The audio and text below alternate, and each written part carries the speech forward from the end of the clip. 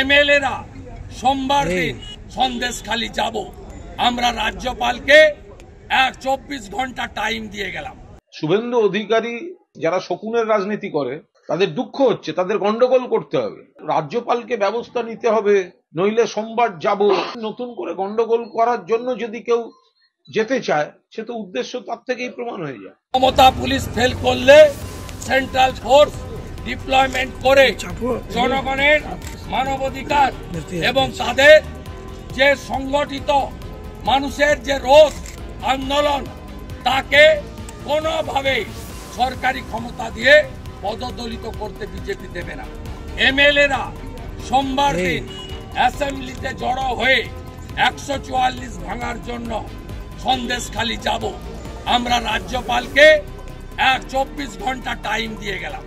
কালকের মধ্যে যদি পিস রেস্টোর না করেন, এসসি এসটিদের প্রোটেকশন না দেন, সোমবার আমরা 144 ভাঙবো। কত ক্ষমতা আছে অ্যারেস্ট করুন আমাদের, আমরা দেখতে চাই।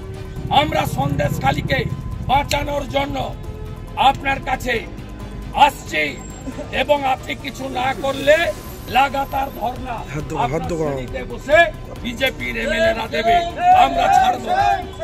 শুভেন্দু অধিকারী প্ররোচনা দিতে চাইছেন, প্রচারে থাকতে চাইছেন, গন্ডগোল করাতে চাইছেন।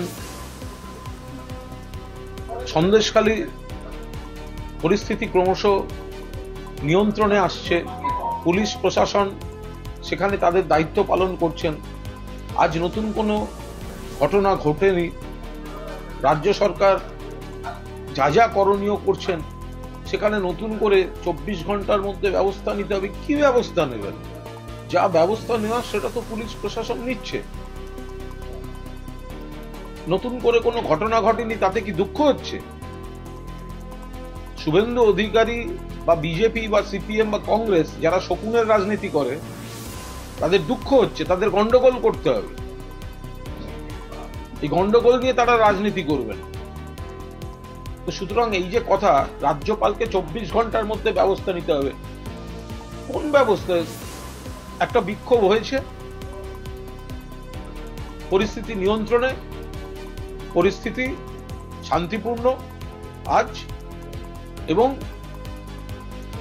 সবচেয়ে বড় কথা যে এই গোটা যে গোলমাল, কিছুটা প্ররোচনায়, কিছুটা ক্ষোভ, এটায় পুলিশ প্রশাসন যথেষ্ট সংযত ছিলেন।